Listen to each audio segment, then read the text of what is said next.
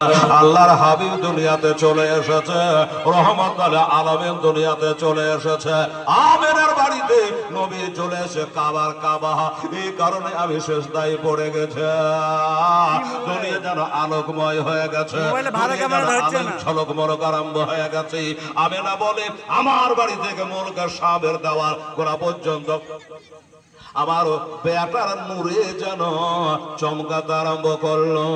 আরে চমচম চম বিজলে কেন চমকাই রে, ধীরে ধীরে পর্দা ছেড়ে নবে আসেন তাই রে, নবে আসেন তাই রে। জোরে বলে সুবহানাল্লাহ। চম চম চম বিজলে কেন চমকাই রে, ধীরে ধীরে পর্দা ছেড়ে নবে আসেন তাই রে, নবে আসেন তাই রে। আজ বিবি আমেনার খুশির সীমা নাই, খুশির সীমা নাই। দলে দলে ভর গেলে মানে দলে দলে ফারস তারা সল্লে আলা গাই রে, ধীরে ধীরে পর্দা ছিঁড়ে নবী আসের তাই রে, নবী আসের তাই রে।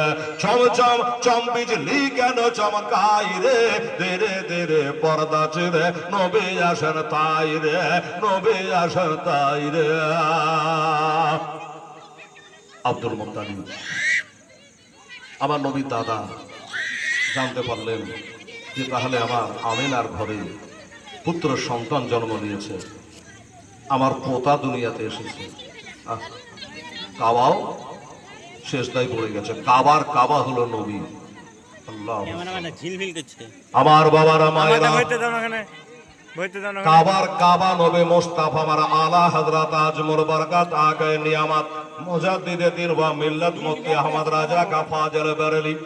अरे रहमा बोले हाजियो और शहनशाह का रौजा देखो। अरे काबा तो देख चुके हो, काबे का काबा देखो। जोरे बोले सुभान अल्लाह। हे हाजी साहेबरा 4 লক্ষ টাকা ব্যয় করে খরচ করো তোমরা কাবা জিয়ারতে যাও। শোনো রে, কাবা হলো মক্কাতে রয়েছে, আর কাবার কাবা মদিনাতে রয়েছে।